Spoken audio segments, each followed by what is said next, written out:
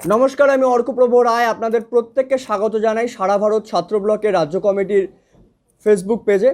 আজকে আমাদের সঙ্গে রয়েছে সারা ভারত ছাত্র ব্লকের সর্বভারতীয় সাধারণ সম্পাদক তথা সারা ভারত ফরওয়ার্ড ব্লকের রাজ্য এবং কেন্দ্রীয় কমিটির অত্যন্ত গুরুত্বপূর্ণ সদস্য কমরেড সৌম্যদীপ সরকার। কমরেড সৌম্যদীপ সরকার, স্বাগত তোমাকে। ধন্যবাদ। লাল সালাম। নভেম্বর মাস গোটা বিশ্বের কাছে, শুধুমাত্র বামপন্থীদের কাছে নয়, গোটা বিশ্বের কাছে একটা বিপ্লব, একটা সংগ্রামের প্রতীক।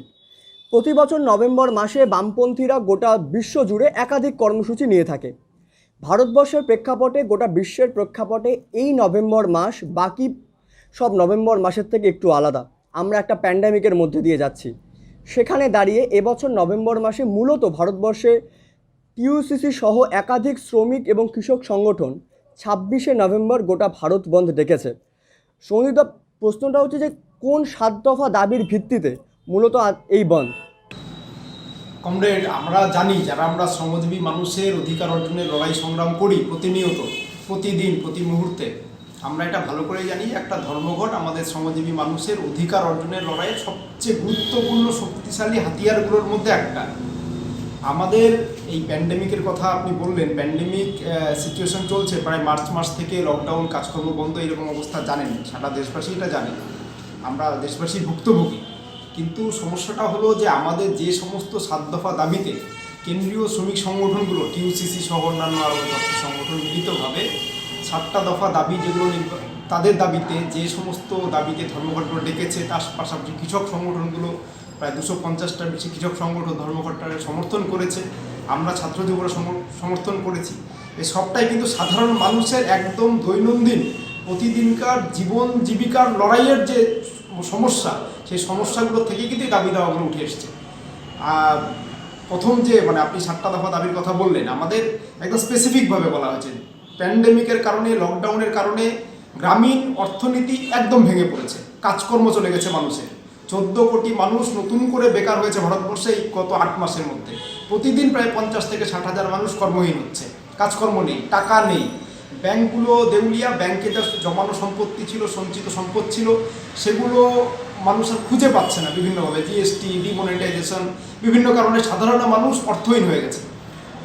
এই রকম অবস্থায় বড় বড় অর্থনীতিবিদরা, ডক্টর অমর্ত্য সেন, অভিজিৎ বিনায়ক বন্দ্যোপাধ্যায়, কৌশিক বসু, রঘুরাম রাজন, তারা বারবার করে আমাদের কেন্দ্রীয় সরকারকে বলছে, দীর্ঘদিন ধরেই বলছে, যে গ্রামীণ মানুষের, যারা খেটে খায়, যারা শ্রমজীবী মানুষ, যারা দেশটাকে চালায়, তাদের কাছে নগদ অর্থ যোগানের ব্যবস্থা আপনারা করুন।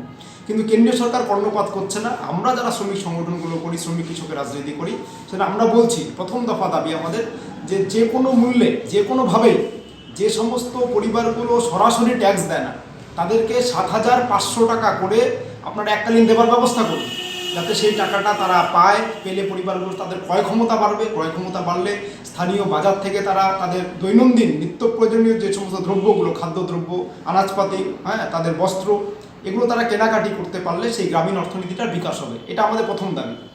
আমরা দ্বিতীয় বলছি যে 100 দিনের কাজ, যেটা ইউপিএ 1-এর সময়ে বামপন্থীদের চাপে, বামপন্থীদের দাবি মেনে নিয়ে ডক্টর মনমোহন সিং তার সরকার চালু করেছিল, সেটাকে আমরা বলছি 100 দিনের কাজটাকে আপনি 200 দিন করুন। কেন বলছি? পরিযায়ী শ্রমিকরা যেভাবে এক জায়গা থেকে আরেক জায়গায় আসলেন, এবং তাদের মধ্যে বেশিরভাগ তো এখনও ফিরে যায়নি, তারা তাদের গ্রামে যেখানে বাড়ি সেখানে রয়ে গেছে, তারা ওই কাজটা আর ফিরে গেলে পাবেন এমন কোনো নিশ্চয়তা দেওয়া যাচ্ছে না, গ্যারান্টি দেওয়া যাচ্ছে না। প্রতিদিন কর্মহীন হচ্ছে মানুষ। তাহলে গ্রামের মানুষটা যদি তার গ্রামে বছরে 200 দিন যদি কাজের নিশ্চয়তা দেওয়া যায়, সেখানে তার নিজের এলাকায় থেকে কাজ করে যদি পরিবার প্রতিপালনটা করতে পারে, তাহলে তার চেয়ে ভালো তো কিছু হয় না তাদের জন্য। সেই জন্য আমরা বলছি যে 100 দিনের কাজটাকে 200 দিন করা হোক, 200 দিন কাজের নিশ্চয়তা দেওয়া হোক, স্বচ্ছভাবে কাজটা হোক, এবং কাজের পরে যাতে তার টাকাটা একদম কোনো রকম দুর্নীতির আশ্রয় না নিয়ে সেই টাকাটা যাতে সরাসরি সেই মানুষটা পায়, সেই ব্যবস্থা সরকারকে করতে হবে। এই তো আমাদের দাবি, একদম পরিষ্কার দাবি, এর মধ্যে কোনো রকম ভনিতার ব্যাপার নেই। 100 দিনের কাজকে 200 দিন করুন। আমাদের দাবি যে এই 1926-এর যে শ্রমিক আইন ছিল, আমাদের ব্রিটিশরা নিয়ে এসেছিল শ্রমিক আইন, তার মধ্যেও এই লকডাউনের বাজারে 4টা শ্রমকোড এরা, আমাদের কেন্দ্রীয় সরকার, তারা কিছু নতুন কোড নিয়ে এসছে, পরিবর্তন করেছে। আপনারা এখন ধর্মঘটের প্রচার চলছে, দীর্ঘদিন ধরেই চলছে, দেশে, সারা দেশে চলছে, মানুষ করছে, সবাই জেনে গেছে যে এই 8 ঘন্টা কাজের দাবি, এটা আমরা নিছক বলছি না, শুধু ভারতবর্ষের শ্রমিকরা না, সারা পৃথিবীর শ্রমজীবী মানুষ দীর্ঘদিনের লড়াই সংগ্রামের মধ্য দিয়ে 8 ঘন্টা কাজ, 8 ঘন্টা মনোরঞ্জন, 8 ঘন্টা পরিবারের সঙ্গে সময় কাটানো মিলে তারা তাদের দাবিটা কিন্তু অর্জিত হয়েছিল। আজকে কেন্দ্রীয় সরকার হঠাৎ করে বলছে এতদিন 2020 সালে এসে যে 8 ঘন্টা কাজের বদলে 12 ঘন্টা 13 ঘন্টা 14 ঘন্টা কোম্পানিগুলো তাকে কাজ করাবে এবং তার জন্য কোনো ওভারটাইম দিতে কোম্পানি রাজি হবে না, ওভারটাইমের নিয়ম থাকবে না। 8 ঘন্টা কাজের কোনো গ্যারান্টি কোম্পানি না কোম্পানি দিবে না সরকার, এই নিয়ে তাদের কোনো দায় এবং দায়িত্ব থাকবে। এটা তো মানতে পারা যায় না। শ্রমজীবী মানুষ, শ্রমিক, সে দেশ চালায়, তার সুরক্ষা, তার মানবাধিকারটাও তো আমাদের সরকারকে দেখতে হবে, আমাদের দেশের নাগরিককে দেখতে হবে, যাতে সে সুরক্ষিত থাকে। শ্রমিক যদি সুরক্ষিত না থাকে তাহলে দেশ সুরক্ষিত থাকতে পারে না। আমাদের এই শ্রমকোটে বলা হলো যে 300 জনের কম কাজ করে এরকম যদি ফ্যাক্টরি কোম্পানি কোথাও থাকে, সেখানে বিনা নোটিশে যে কোনো শ্রমিককে যখন তখন তাকে বের করে দেওয়া যাবে, ছাঁটাই করা যাবে। একে তো ওই ছাঁটাই নিয়ে এত সমস্যা চলছে, প্রতিদিন মানুষ কাজ হারাচ্ছে, তারপরেও এতদিন কিছু একটা আইনের বাঁধন ছিল, সেই বাঁধনটাও যদি উঠে যায়, 300 জনের কম কাজ করে সারা ভারতবর্ষের প্রায় 72% কোম্পানি ফ্যাক্টরি তো তাই, ছোটোখাটো কোম্পানি, মাঝারি ক্ষুদ্র শিল্প, তাহলে সেখানে দেখতে গেলে প্রায় কয়েক কোটি মানুষের ভবিষ্যৎ, যে তাদের যে কর্ম চলছে, তাদের যে জীবিকা, তার ভবিষ্যৎ কিন্তু একেবারে একটা অন্ধকারের মুখে চলে আসবে। এইরকম একটা কালা কানুন তো মানতে পারা যায় না, এটা মানা যায় না। এই যে পরিযায়ী শ্রমিকদের নিয়ে এত সমস্যা, এক জায়গা থেকে আরেক জায়গায় যাচ্ছে, কাজ করছে, সব পেটের তাগিদে, জীবন জীবিকার তাগিদে, পরিবার প্রতিপালনের তাগিদে তারা যাচ্ছে। এতদিন একটা আইন ছিল, নিয়ম ছিল, যে ঠিকাদার তাদের নিয়ে যাবে বা যে কোম্পানি নিয়ে যাবে বা যে রাজ্যে গিয়ে তারা কাজ করবে, সেই রাজ্য সরকারের, সেই কোম্পানি, সেই ঠিকাদারের একটা দায়িত্ব, তার বেতনের নিশ্চয়তা, তার স্যালারির গ্যারান্টি, তার কাজের নিশ্চয়তা, তার শারীরিক সুরক্ষা, তার স্বাস্থ্য, সবটাই সেই কোম্পানিকে বা সেই রাজ্য সরকারকে ব্যবস্থা করতে হবে। নতুন আইনে বলা হলো না এগুলো কোনো দায়িত্ব ঠিক না ঠিকাদার নেবে, না সেই কোম্পানি নেবে, না সেই রাজ্য সরকার নেবে। তাহলে এই যে এই লকডাউনের মধ্যে আপনারা তো ভুক্তভোগী, আপনারা সবাই ভুক্তভোগী, দেখলাম পরিযায়ী শ্রমিকরা কি অসহায় অবস্থার মধ্যে এক জায়গা থেকে আরেক জায়গায় আসলো। তারপরে যদি আইনটাও তুলে দেওয়া হয়, নতুন আইনে যদি এরকম কথা বলা থাকে যে এদের দায়িত্ব কেউ নেবে না, তার আগামী দিনে কি ভয়াবহ পরিস্থিতি আসতে চলেছে আমাদের দেশে, আপনারা ভাবতে হবে না সবাইকে। সেই জন্য আমাদের একদম দাবি শ্রমিক শ্রমকোড এটাকে বাতিল করতে হবে, এটা মানা যায় না, মানতে পারবো না। আমাদের এই গত 25শে সেপ্টেম্বর কৃষক সংগঠনগুলো, প্রায় 250টার বেশি কৃষক সংগঠন সারা ভারতবর্ষে 1 লক্ষের বেশি জায়গায় সারা দেশ জুড়ে রাস্তা অবরোধ করলো। বিভিন্ন রাজ্যে অনেক আরও বড় বড় আন্দোলন, কৃষক আন্দোলন সংগঠিত হলো। কেন না, কৃষি বিলের আমরা বিরোধী। 26 নভেম্বরের ধর্মঘটটা কৃষি বিলের আমরা বিরোধিতা করে ডাক দেওয়া হয়েছে। অন্যতম দাবি কৃষি বিল বাতিল করতে হবে। কেন বলছি, এটা উদাহরণ দিয়ে একটু শুধু বলবো, বেশি ব্যাখ্যার ব্যাপার এখানে নেই। না, ইস্ট ইন্ডিয়া কোম্পানি নীলকর সাহেবরা আসলো, কৃষকদের বলে আপনাদের সঙ্গে আমরা চুক্তি চাষ করবো, আপনারা যা চাষ করেন ধান পান সব বাদ দেন, বন্ধ করুন, নীল চাষ করুন, আপনাদের উৎপাদিত ফসল আমরা কিনে নিয়ে আমরা ইংল্যান্ডে ম্যানচেস্টারে কাপড় কলে কাজে লাগাবো।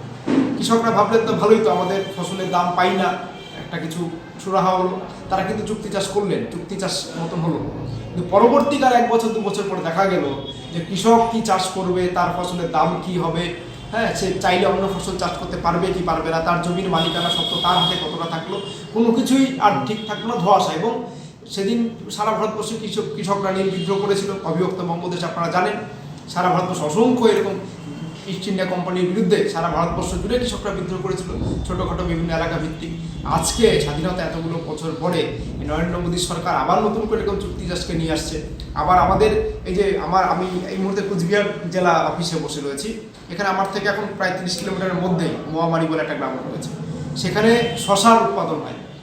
ইতিমধ্যে বিভিন্ন কোম্পানি এইরকম এই ছোটোখাটো যা ফসল, শশা, কোথাও আনারস হচ্ছে জলপাইগুড়ি জেলায়, বর্তমানে চাল হচ্ছে বিভিন্ন রকম, আমাদের কোচবিহারের বিভিন্ন আলু হচ্ছে, সারা দেশ জুড়ে এরকম কোথাও স্পেশালাইজড সবজি থাকে, সেই সমস্তগুলোকে নিয়ে বিভিন্ন কোম্পানিগুলো ইতিমধ্যে ঢুকেছে। আমাদের রাজ্য সরকার মমতা ব্যানার্জি এখন উনি রাস্তায় নেমে কৃষি বিলের বিরোধিতা করছেন, অথচ 2016 সালে উনি রাজ্য বিধানসভায় এই আইনটা কিন্তু পাস করে নিয়েছেন যে আমাদের রাজ্যে কোনো অসুবিধা হবে না। সবটাই হচ্ছে কর্পোরেটরা চাইছে যে 130-35 কোটি মানুষ খেয়ে পড়ে বেঁচে থাকে, তাহলে আমি তাদের খাদ্য নিয়ে ব্যবসাটা আমি করবো না কেন, তাদের উৎপাদিত ফসল নিয়ে ব্যবসাটা আমি করবো না কেন, তাদের ওই ছোটোখাটো গালামাল, মুদির দোকান, সবজির দোকান, এগুলো নিয়ে ব্যবসাটা আমি করবো না কেন, সমস্ত কিছুকে এরা গ্রাস করতে চাইছে। আর সেই জন্যই কৃষি বিল, চুক্তি চাষ করো, উৎপাদিত ফসল কর্পোরেটরা কিনে নেবে, তারপরে এক জায়গা থেকে আরেক জায়গায় সেটাকে আদান প্রদান সেটা কর্পোরেটরা করবে। এবং 3 নম্বরে কৃষি বিলে যেটা বলা হয়েছে যে মজুতদারির আইন, অত্যাবশ্যকীয় পণ্যের আইন, তার তালিকা তারা একটু বদল করেছে। এই ধান, চাল, আলু, পেঁয়াজ, এই ধরনের অত্যাবশ্যক কিছু ভোজ্য তেল, এইগুলোকে তারা অত্যাবশ্যকীয় পণ্যের তালিকা থেকে বাদ দিল কেন? বলা হলো যে কেউ যত খুশি এগুলোকে এবার মজুত করতে পারবে। আপনারা জানেন ওই স্বাধীনতার আগে ওই 42-43 মন্বন্তরে 1.5 কোটি মানুষ মারা গেছিল না খেতে পেয়ে, দুর্ভিক্ষ না হয়। সেদিন কিন্তু এমন ছিল না যে আমাদের বঙ্গদেশে উৎপাদিত ফসলের অভাব ছিল না, কৃষকরা উৎপাদন ঠিকই করতো, কিন্তু কালোবাজারি, মজুতদারির কারণে দুর্ভিক্ষ হয়েছিল। তারপরে স্বাধীনতার পরে কালোবাজারি মজুতদারিকে আটকানোর জন্য এই অত্যাবশ্যকীয় পণ্য আইন নিয়ে আসা হয়। আর নরেন্দ্র মোদী সরকার এটাকে তুলে দিয়ে নতুন তালিকা প্রকাশ করলো, তারা বললো এই দ্রব্যগুলো যে কেউ যতদিন খুশি তারা এটাকে মজুত করতে পারবে। এখন প্রশ্নটা এসে যাচ্ছে এই জায়গায় যে মজুতটা তো আপনি করতে পারবো না। যে ছোট আলু চাষিটা 2 বিঘা 3 বিঘা জমিতে আলু চাষ করে বা 2 একর 3 একর জমি রয়েছে চাষ করে, তার মজুত তার নিজের হিমঘর নেই, তো সে তো মজুত করতে পারবে না। সে তো তার ইচ্ছা মতো তার উৎপাদিত ফসল এক জায়গার থেকে অন্য রাজ্যে নিয়ে ইচ্ছা মতো দামে বিক্রি করতে পারবে না। তাহলে কারা করবে? করবে আদানি উইলমার, করবে রিলায়েন্স ফ্রেশ, করবে ওয়ালমার্ট, করবে মেট্রো ক্যাশ অ্যান্ড ক্যারি।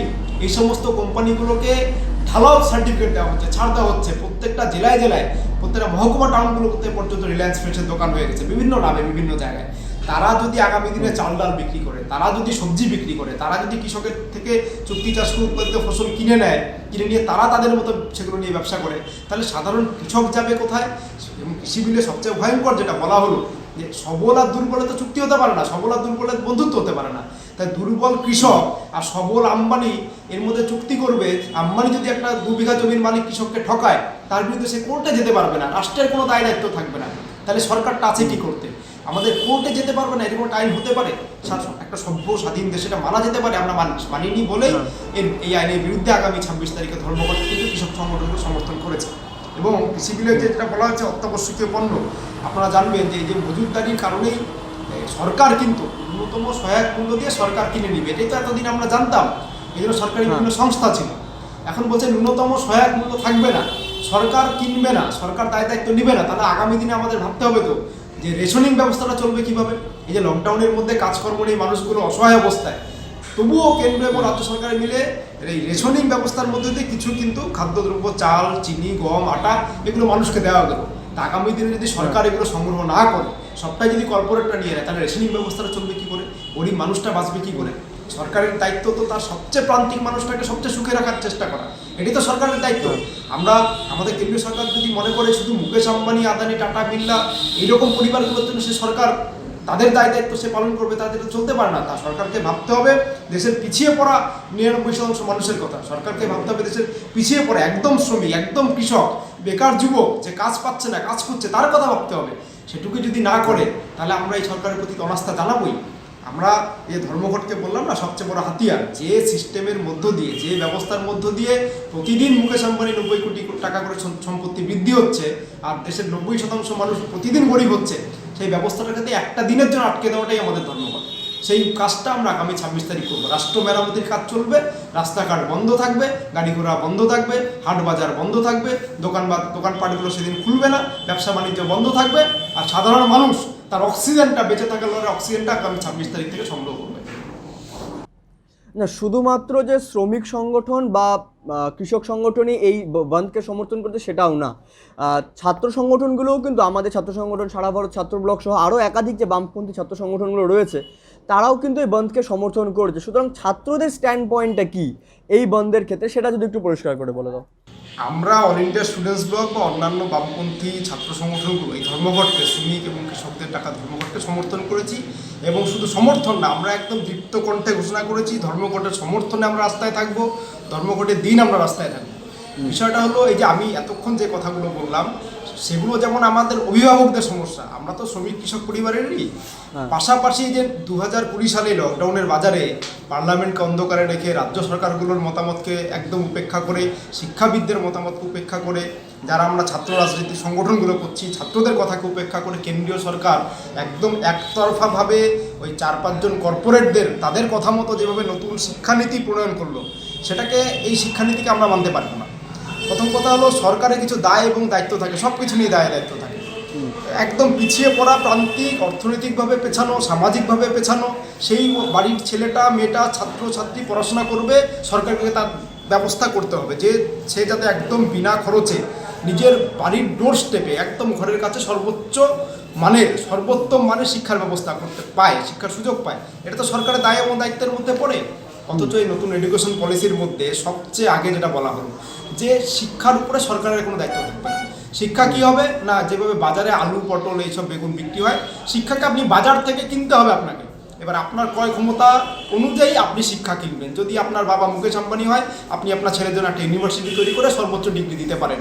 আর আপনার বাবা যদি রিক্সার চালক হয়, ভ্যান চালক হয়, আপনার জন্য কোনো মতে উচ্চ মাধ্যমিক পাস করবেন বা এইচএস লেভেল পর্যন্ত পড়াশোনা করে 1 বছর গ্র্যাজুয়েশনে ভর্তি হলেন, পড়াশোনা অর্থনৈতিক কারণে শেষ করতে পারলেন না, আপনি ওই ডিপ্লোমা বা সার্টিফিকেট কোর্স করে আপনি কলেজ থেকে বেরিয়ে আসুন। এই যে পয়সা যার শিক্ষাদার, এই নীতিটা আমরা মানতে পারবো না, এটা মানা যায় না, এটা হতে পারে না আমাদের মতন দেশে। ফলে আমরা এই নতুন education policy, new education policy 2020 এর বিরুদ্ধে আমরা ইতিমধ্যে এডুকেশন পলিসি পাস হওয়ার পর থেকে আমরা ছাত্র block, all India students block এবং অন্যান্য বামপন্থী ছাত্র সংগঠনগুলো আমরা রাস্তায় রয়েছি, এর বিরোধিতা করেছি। শিক্ষাবিদদের বিরোধিতা করছেন, বিভিন্ন ইউনিভার্সিটিগুলোর পক্ষ থেকে এর বিরোধিতা করা হয়েছে। একদম সরাসরি বক্তব্য, শিক্ষা ব্যবস্থার কমার্শিয়ালাইজেশন, শিক্ষা ব্যবস্থার সেন্ট্রালাইজেশন, প্রাইভেটাইজেশন এবং কমিউনালাইজেশন অফ এডুকেশন। এখন এই যে স্যাফরনাইজেশনের কথা বলা হচ্ছে, গৈরিকীকরণ, এই শিক্ষার মধ্য দিয়ে ছাত্ররা সিলেবাসের মধ্যে দিয়ে কী পড়বে সেটা আরএসএস ঠিক করে দিবে। আরএসএস ঠিক করে দিবে যে আমাদের ইতিহাস কী হবে, আরএসএস ঠিক করে দিবে যে আমাদের একজন পিএইচডি করবে, আইআইটিতে পিএইচডি করবে, তার সে কোন বিষয় নিয়ে গবেষণা করতে চায় সেটা আমাদের সরকার ঠিক করে দিবে। সে ছাত্রর বা তার অধ্যাপক তাদের কোনো মতামত সেখানে থাকবে না। আপনি যদি তাদের ইচ্ছা মতন, কোনো কর্পোরেটদের ইচ্ছা মতন বা কোনো আরএসএসের ইচ্ছা মতন আপনি পিএইচডি সাবজেক্ট চুজ করেন, আপনাকে সরকার হেল্প করবে, নাহলে আপনি সরকার থেকে কোনো সাহায্য পাবেন না, আপনি নিজের ইচ্ছায়। এটা একটা সভ্য দেশে চলতে পারে নাকি? চলতে পারে না। এই যে বিশ্ববিদ্যালয় মঞ্জুরি কমিশন বলেছিল, ইউজিসি বিশ্ববিদ্যালয়গুলোকে সহযোগিতা করতো, ছাত্রছাত্রীদের চলতো, বিভিন্ন রকম কাজকর্ম তাতে হতো, বললে ইউজিসি তুলে দেওয়া হবে, তার বদলে বিশ্ববিদ্যালয়গুলোকে লোন দেওয়া হবে, লোন এজেন্সি হবে। আচ্ছা, লোন এজেন্সি, লোন কথাটা কি? আমরা ব্যাংক থেকে লোন নিই, ব্যাংক থেকে লোন নিয়ে তো শোধ করতে হবে, তাহলে বিশ্ববিদ্যালয়কে লোন নিলে বিশ্ববিদ্যালয় সেটা শোধ করতে হবে। কীভাবে শোধ করবে বিশ্ববিদ্যালয়? ওটা কি ব্যবসায়িক প্রতিষ্ঠান? ওরা কি ইনকাম করবে? শেয়ার মার্কেটে টাকা খাটাবে? না, তাহলে ছাত্র ভর্তির উপর থেকে টাকাটা থাকে, অ্যাডমিশন ফি এবং নানান রকম ফি, ডোনেশন, তার উপর থেকে তাকে টাকাটা অলরেডি রাজ্য জুড়ে আমরা যেরকম সেমিস্টার ফি এগেইনস্টে আন্দোলন করছি, এই জায়গায় দাঁড়িয়ে আরও একবার নতুন করে সেমিস্টার ফি বৃদ্ধির একটা সম্ভাবনা থেকে যাচ্ছে। একদম সেমিস্টার ফি বৃদ্ধি হবে এবং নানান অজুহাতে, কারণ বিশ্ববিদ্যালয়গুলো তো তাদের তো আর টাকা ছাপাবে না, তারা পাবে কোথায়?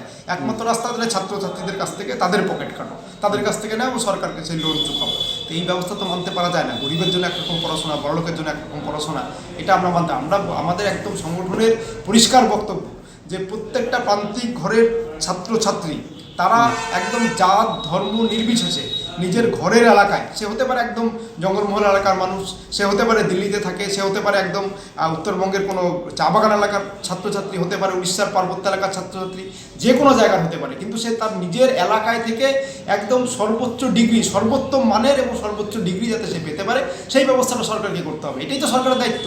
এবং সে বিনা খরচে পৃথিবীর সমস্ত সভ্য দেশে পড়াশোনা, যেগুলো উন্নত দেশ বলতে আমরা যেগুলোকে বুঝি, আপনি দেখবেন একটা দেশ উন্নত এমনি হয় না, পড়াশোনার উপরে তারা গুরুত্ব দেয়, শিক্ষার উপরে গুরুত্ব দেয়। পড়াশোনার খরচ সেই সব দেশে কম, ছাত্রছাত্রীদের পকেট থেকে পড়াশোনা কিনতে হয় না সেসব দেশে, তবে তো তারা উন্নত হয়েছে। লাইব্রেরির উপরে গুরুত্ব দিচ্ছে, বইয়ের উপরে গুরুত্ব দিচ্ছে। সেখানে আমাদের সরকার এই 2020 সালে এসে তারা বলছে যে না, শিক্ষা বাজারের উপরে ছেড়ে দিব, শিক্ষা একটা ব্যবসার জায়গায় পরিণত করেছে, শিক্ষা নিয়ে ব্যবসা হবে, আম্বানিরা বিশ্ববিদ্যালয় খুলবে, যারা ওই মোবাইল কোম্পানি খুলছে, যারা সমস্ত কিছু নিয়ে ব্যবসা করে, তারা আগামী দিনে বিশ্ববিদ্যালয় খুলবে। শিক্ষাবিদদের বক্তব্যকে গুরুত্ব দেওয়া হচ্ছে না। বড় এমিনেন্ট প্রফেসর যারা, তারা বারবার করে সরকারকে বলছে না, শিক্ষাটা অন্য জিনিস, এটাকে আর 10টা বিষয়ের সঙ্গে আপনি যারা গোলাবেন না, অথচ শিক্ষা নিয়েও তারা ব্যবসা করবে। এই জিনিস তো চলতে পারে না। সেই জন্য আগামী 26শে নভেম্বরে ধর্মঘটের দিন আমরা অল ইন্ডিয়া স্টুডেন্টস ব্লক সহ অন্যান্য বামপন্থী সংগঠনগুলো সারা দেশেই, আমাদের একটা কর্মীও সেদিন বাড়িতে বসে থাকবে না, তারা রাস্তায় নামবে, শ্রমিক কৃষকের পাশে কাঁধে কাঁধ মিলিয়ে। আমাদের দাবি হবে না, বিনা খরচে সকলের জন্য একদম সর্বোত্তম মানে শিক্ষা চাই, এবং এই নয়া এডুকেশন পলিসি 2020 ইমিডিয়েট এটাকে বাতিল করো, ইমিডিয়েট বাতিল করো। যেবার লকডাউনের অজুহাতে যখন কোনো রকম আলোচনা ছাড়াই যদি আপনারা লাগু করতে পারেন, তাহলে বাতিল করতে আপনাদের সময় লাগার কথা না, ইমিডিয়েট বাতিল করুন, একদম পরিষ্কার আমাদের দাবি। সেই জন্য বক্তব্য রাখতে গিয়ে একটা জায়গায় বললেন যে রাজ্যের সঙ্গে কোনো রকম কথা না বলে, আমি আমাদের রাজ্যের তুলনাটা দিয়ে বলি যে আমাদের রাজ্যের মিডিয়া, অন্তত ন্যাশনাল মিডিয়া বলুন বা রাজ্যের মিডিয়াগুলো বলুন, তাদের প্রচার মাধ্যমে শুধু দুটোই পার্টি আমাদের রাজ্যে অন্তত তাদের মতো এক্সিস্ট করে, একটা তৃণমূল এবং আরেকটা বিজেপি। সেই জায়গায় দাঁড়িয়ে কিন্তু বিজেপির বিরুদ্ধে এত বড় আন্দোলন, যেখানে ছাত্র কৃষক শ্রমিক গোটা দেশের সংগঠনগুলো আসছে, কিন্তু তৃণমূল সরকার কিন্তু বা তৃণমূল দল কিন্তু এখনও পর্যন্ত তারা কিন্তু এই বন্ধকে সমর্থন করেনি। তো সেই জায়গায় দাঁড়িয়ে কি আদতেও কি তৃণমূল বিজেপির বিরুদ্ধে লড়াই করছে, নাকি শুধুমাত্র মিডিয়া ক্রিয়েটেড একটা প্রোপাগ্যান্ডা? আপনাদের এখানে আমি দুইভাবে উত্তরটা দেবো। প্রথম কথা হলো তৃণমূল আর বিজেপি আলাদা এবং তাদের মধ্যে লড়াই চলছে, এই টোটাল ব্যাপারটাই আমাদের মিডিয়াগুলো দ্বারা ক্রিয়েটেড একটা আলোচনা, একটা মানুষের মনে খাওয়ানো হচ্ছে যে তৃণমূল আর বিজেপি এর মধ্যেই বোধহয় সারা দেশে লড়াই চলছে বা রাজ্যে। কিন্তু বাস্তবিক পরিস্থিতি আপনি যখন রাস্তাঘাটে দেখবেন, আপনি যদি টিভি চ্যানেলটা বন্ধ রাখেন, বন্ধ রেখে আপনি বাড়ির বাইরে রাস্তায় এসে দাঁড়ান, যে কেউ রাস্তায় এসে দাঁড়াবেন, দেখবেন সেখানে লাল ঝান্ডা নিয়ে কিছু মানুষ ধর্মঘটের সমর্থনে মিছিল চলছে। আর আপনি যেই আবার রাস্তা থেকে বাড়িতে যাবেন, টিভি মিডিয়া চ্যানেলটা অন করবেন, দেখবেন সেখানে তৃণমূল আর বিজেপি দুজন প্রবক্তা এসে নিজেদের মধ্যে ঝগড়া করছে। পরিষ্কার বক্তব্য, তৃণমূল বন্ধের বিরোধিতা করতে পারে না। তৃণমূল যদি বন্ধের বিরোধিতা করে তাহলে তৃণমূল তো এজেন্ডাগুলোর পক্ষে থাকতো।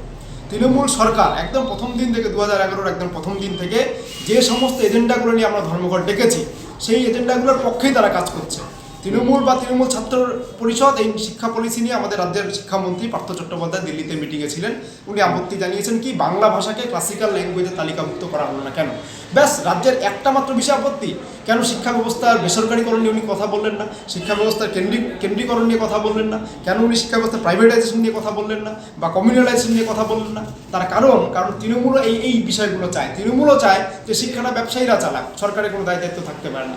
তৃণমূলও চায় যে শ্রমিক এবং কৃষকরা, একের পরে কলকারখানা আমাদের রাজ্যে বন্ধ হচ্ছে, শ্রমিকরা তাদের সেখানে প্রাপ্য অধিকার পাচ্ছে না। তৃণমূলের ছত্রছায়ার থেকে ইউনিয়ন না করতে পারলে শ্রমিকদের কাজের নিশ্চয়তা দেওয়া যাচ্ছে না কোনো জায়গায়। 100 দিনের কাজ যারা করছে টাকা পাচ্ছে না, তৃণমূলের পঞ্চায়েতদের পেছন ঘুরতে হচ্ছে। সেখানে ওই 2000-3000 করে তার প্রাপ্য হলে তৃণমূলে তাকে 500 টাকা দিয়ে 1500 টাকা নিজেরা রাখছে।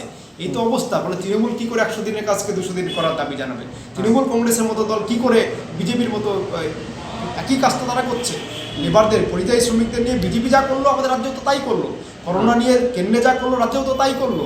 নরেন্দ্র মোদীকে যখন আমরা বেকার যুবকরা বলছে চাকরি কোথায়, উনি বলছে পকোড়া ভাজলে বিল্ডিং করা যায়। মমতা ব্যানার্জিকে বলা হচ্ছে, উনি বলছে চপ ভাজলে নাকি 4তলা 5তলা বিল্ডিং করা যায়। তাহলে চপ আর পকোড়ার পার্থক্য কি? চপ আর পকোড়ার যা পার্থক্য, তৃণমূল আর বিজেপিরও তাই পার্থক্য। এদের মধ্যে আসলে কোনো পার্থক্য নেই, দুটোই এক, মুদ্রার এপিট আর ওপিট, একই গোডাউনের দুটো আলাদা আলাদা শোরুম, ব্যাস। এর বাইরে তৃণমূল আর বিজেপি আর আলাদা করে কিছু না। ফলে আমাদের একদম পরিষ্কার বক্তব্য, লড়াইটা এই মুহূর্তে এই বামপন্থীদের নেতৃত্বে বাম ধর্মনিরপেক্ষ গণতান্ত্রিক জোট, সেই জোটের সাথে তৃণমূল বিজেপির মতন ফ্যাসিস্ট দুর্বৃত্ত শক্তির একদম মানুষের সাথে ফ্যাসিস্টদের জোট লড়াই। আগামী ধর্মঘটে রাস্তাতে প্রমাণ হবে।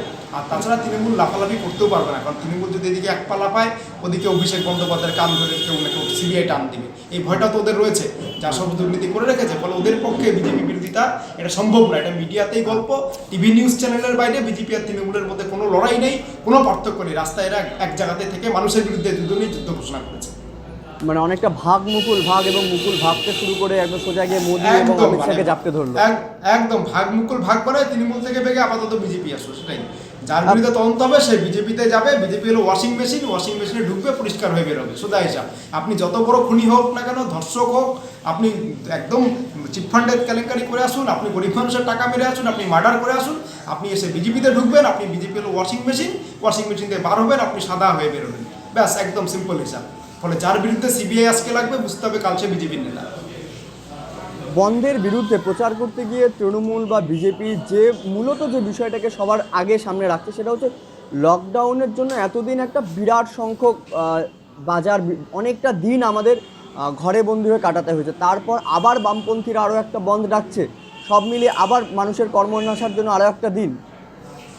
মুশকিলটা হলো নরেন্দ্র মোদী বা মমতা ব্যানার্জিকে নিজেদের সংসারটা নিজেদের চালাতে হয় না। নরেন্দ্র মোদীর সংসারটা কি আছে আমি জানি না, তবে যেটুকু আছে এটা আম্বানি চালায়। মমতা ব্যানার্জির সংসারও এই আম্বানি আদানি গোয়েঙ্কা ফোয়েঙ্কারাই চালায় বোধ হয়।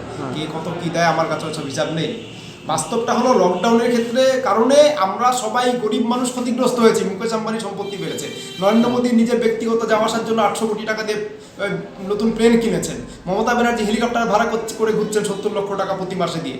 তাদের কোনো অসুবিধা হয়নি। সংসার যাদের চালাতে হয়, সে পরিবারগুলো, প্রান্তিক মানুষ, 99% দেশের খেটে খাওয়া মানুষ, তাদের অসুবিধা হয়েছে।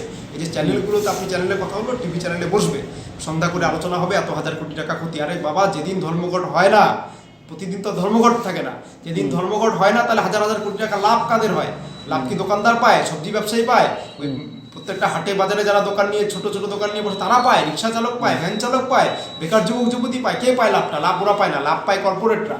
তা যে ব্যবস্থার মধ্যে দিয়ে কর্পোরেটরা প্রতিদিন লাভবান হয়, সেই ব্যবস্থাটাকে একটা দিন বন্ধ করে দেওয়াটাই আমাদের ধর্মঘটের প্রধান কাজ। আমরা সেটা করব। এবং আমি ধর্মঘটের প্রচার করতে গিয়ে আমরা এবার সবচেয়ে এই বছর আশানুরূপ যেটা সবচেয়ে আমরা একটা বিষয় লক্ষ্য করছি যে সাধারণ মানুষ ব্যবসায়ী যারা তাদের মধ্যে অনেকে মনে করতেন যে ধর্মঘট হলে আমি একটা দিন দোকান বন্ধ রাখতে হবে, আমার একটা দিন কাজকর্মটা বন্ধ রাখলে 200-250 টাকা লস হবে, তারাও বুঝতে পারছেন যে লকডাউনে তো 8 মাস বন্ধ থাকলো, আমার তো কোমর ভেঙে গেছে, আমার তো আর কিছু নেই নিজের, এই মুহূর্তে দেওয়ালে পিঠ ঠেকে গেছে, পরে সামনের দিকে আগানো ছাড়া আমার সামনে রাস্তা নাই। আমি যদি এবার এই 200-250 টাকার লোক ছেড়ে দিয়ে, ওই লসের ভয় ছেড়ে দিয়ে যদি আমি এদের পাশে দাঁড়াই, আগামী দিনে সরকারকে যদি আমি বাধ্য করতে পারি আমার পক্ষে পদক্ষেপ নিতে, আমি যদি সরকারকে পদক্ষেপ বাধ্য করতে পারি যাতে আমার সরকারি সম্পত্তিগুলো সরকারের হাতে থাকে, তাহলে আমার ভবিষ্যৎ বাঁচবে, আমার সন্তানরা বাঁচবে, আমার ব্যবসাটা আগামী দিনে হয়তো আমি ভালো করতে পারবো। এটা মানুষ বুঝেছে বলে আমাদের পাশে এসে দাঁড়াচ্ছেন। আর একটা কথা, আপনি যে ধর্মঘটের সমর্থন অসমর্থনের কথা বললেন, আমরা কাজের দাবি করেছি, বেকার যুবক যুবতী কর্মসংস্থানের দাবি। কেন্দ্রীয় সরকার যাতে সরকারি সম্পত্তিগুলো বিক্রি করে, যেভাবে বিক্রি করছে তার বিরুদ্ধে আমাদের ধর্মঘট। যেভাবে কেন্দ্রীয় সরকার সরকারি সম্পত্তিগুলো বিক্রি করে দিচ্ছে, খনি বিক্রি করছে, রেলওয়ে বিক্রি করছে, আমাদের বিমা সংস্থা এলআইসির মতো বিমা সংস্থাগুলোকে শেয়ার বিক্রি করছে, ব্যাংকগুলোকে 2-3টা ব্যাংক এক জায়গায় নিয়ে সেগুলোকে বিক্রির ব্যবস্থা করছে, এয়ারলাইন্সগুলো বিক্রি করে দিচ্ছে, এয়ারপোর্টগুলো, বড় বড় রেলওয়ে স্টেশনগুলো, আমাদের ordinance factory, BPCL, ONGC, BSNL, এমন একটা সংস্থা বাকি নেই যেগুলো কেন্দ্রীয় সরকার হয় সম্পূর্ণরূপে অথবা তার শেয়ার ব্যবসায়ীদের হাতে বিক্রি করছে না। এবার যাদের ক্ষতির কথা আপনারা বলছেন বা সবাই মিডিয়া বলছে যে এদের ক্ষতি হয়ে যাবে, ব্যবসায়ীদের কী হবে, ছোটোখাটো লোকেদের কী হবে একটা দিন কাজ বন্ধ থাকলে, আর তাদের বাড়ির ছেলে মেয়ে আগামী দিনে চাকরি করবে, তো তারা তো তাদের বাড়ির ছেলে মেয়ে তো পড়াশোনা করছে, পড়াশোনা করে চাকরিটা কোথায় করবে? সরকারি চাকরি সব তো সবাই দেখে। তো সরকার যদি সব সরকারি ক্ষেত্রগুলোকে বিক্রি করে আম্বানি আদানিদের পকেটে ভরে দেয়, তাহলে সরকারি চাকরিটা কোথায় হবে?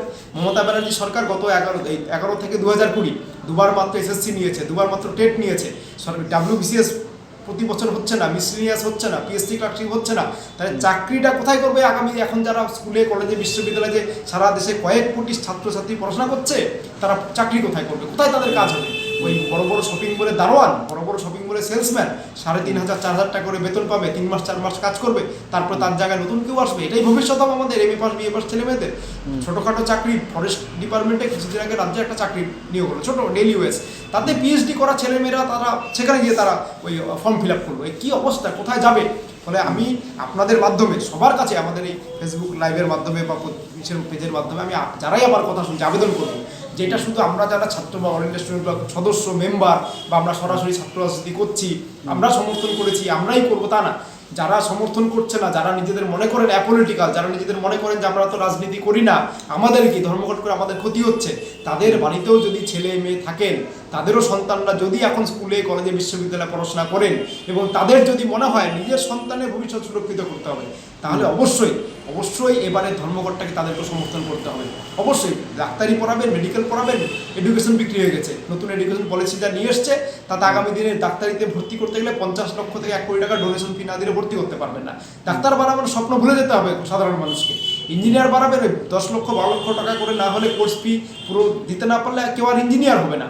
ইঞ্জিনিয়ারিং ব্যাগের ছাতার মতো একসময় ইঞ্জিনিয়ারিং কলেজ তৈরি হলো সারা দেশ জুড়ে, সেই কলেজগুলো ছাত্র না পেয়ে ঢুকছে, এমন একটা কলেজ নেই যেখানে পুরো ছাত্র ভর্তি হচ্ছে।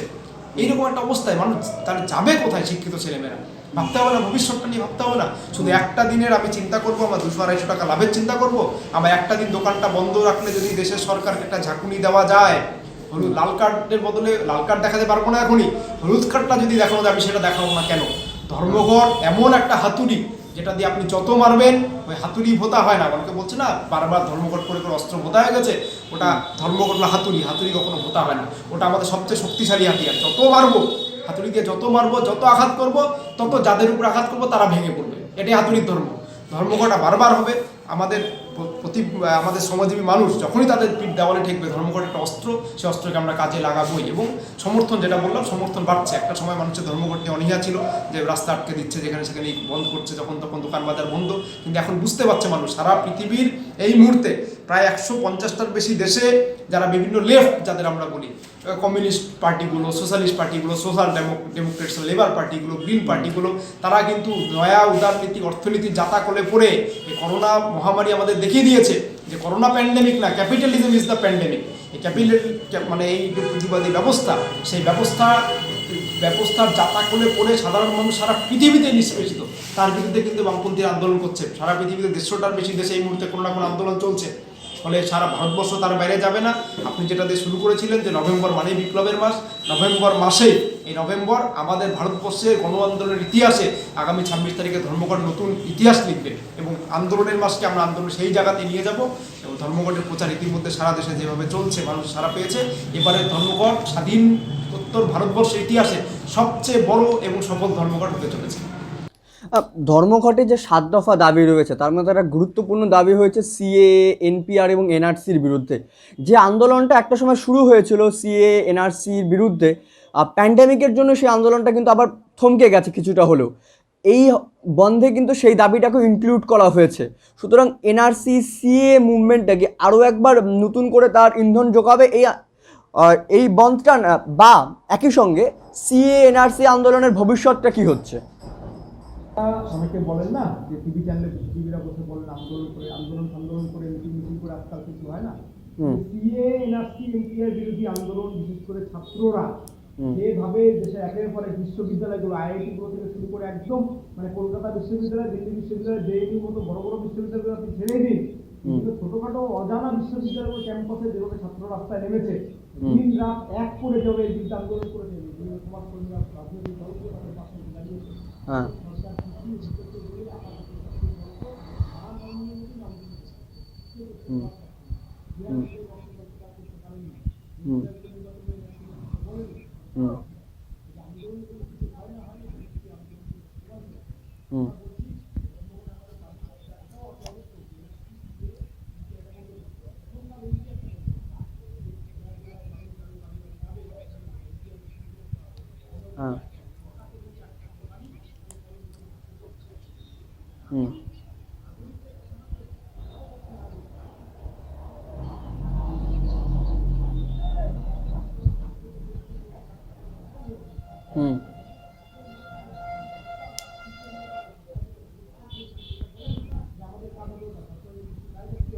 কে নাগরিকরা এগুলো খুঁজে বেড়ানো সরকারের কাজ হতে পারে না।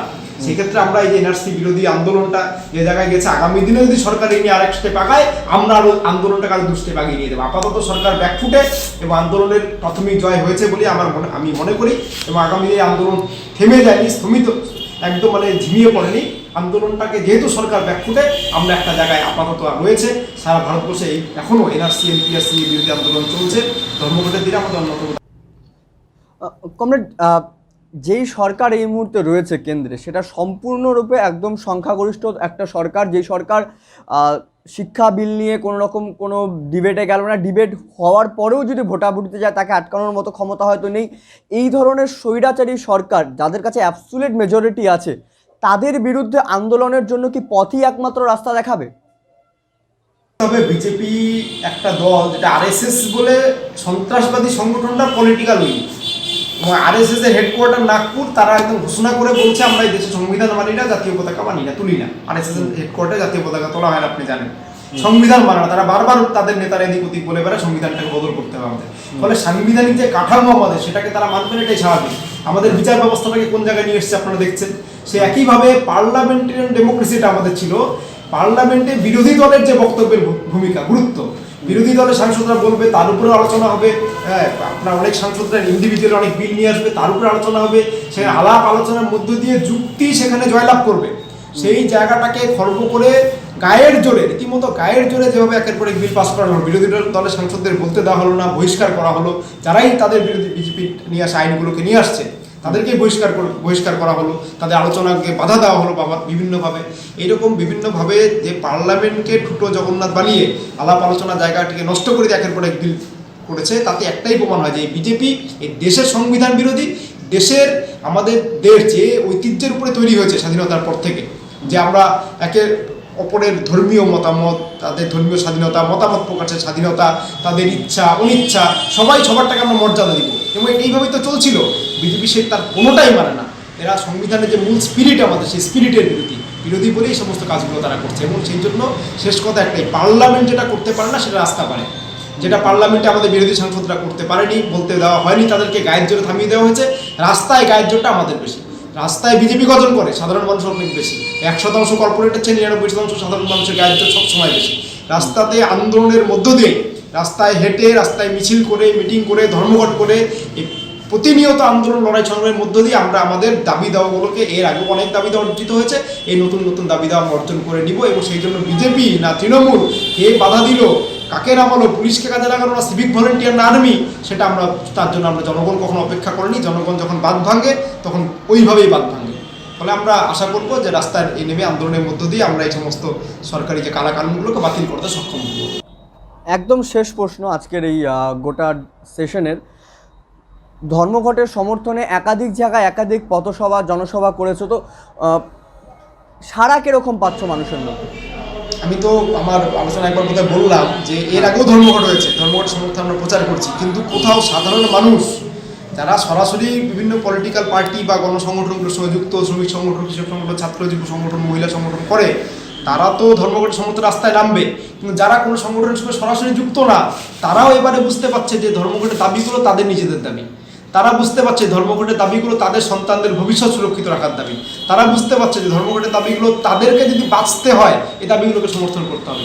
সেই জন্য নতুন নতুন জায়গায়, একদম নতুন নতুন জায়গায়, যেখানে হয়তো সন্ত্রাসের কারণে, তৃণমূলের গুন্ডামি, বিজেপির গুন্ডামির কারণে যে সমস্ত জায়গায় আমরা গত 5 বছর, 6 বছর, 7 বছর সভা সমিতি মিটিং মিছিল করতেই পারিনি, সেই জায়গাগুলোতেও এই গত 1 মাসে ধর্মঘটের সমর্থনে আমরা যখন মিটিং মিছিল করলাম, সভা সমিতি হলো, অভূতপূর্ব সারা মানুষের কাছ থেকে। সাধারণ মানুষ দাঁড়িয়ে এসে শুনছে, কথা বলছে আমাদের সঙ্গে এবং বলছে আমরা সেদিন চেষ্টা করবো রাস্তায় নামার। তারা বলছে একদম দীপ্তকণ্ঠে বলছে আমরা চেষ্টা করবো রাস্তায় নামার, আপনারা করে আমরা আপনাদের পাশে আছি। ধর্মঘট সর্বাত্মক সফল হবে, 100% সফল হবে। ঐতিহাসিক নভেম্বর হতে চলেছে ভারতবর্ষের ইতিহাসে, এটুকু আমি এখনই নিশ্চিতভাবে হলফ করে আপনাদের বলতে পারি। অসংখ্য অসংখ্য ধন্যবাদ। এতক্ষণ যারা আমাদের সঙ্গে এই ভিডিওটা দেখছেন তাদের প্রত্যেককে আরও একবার সারা ভারত ছাত্র ব্লক বাংলা কমিটির পক্ষ থেকে জানাই সংগ্রামী অভিনন্দন ও লাল সালাম।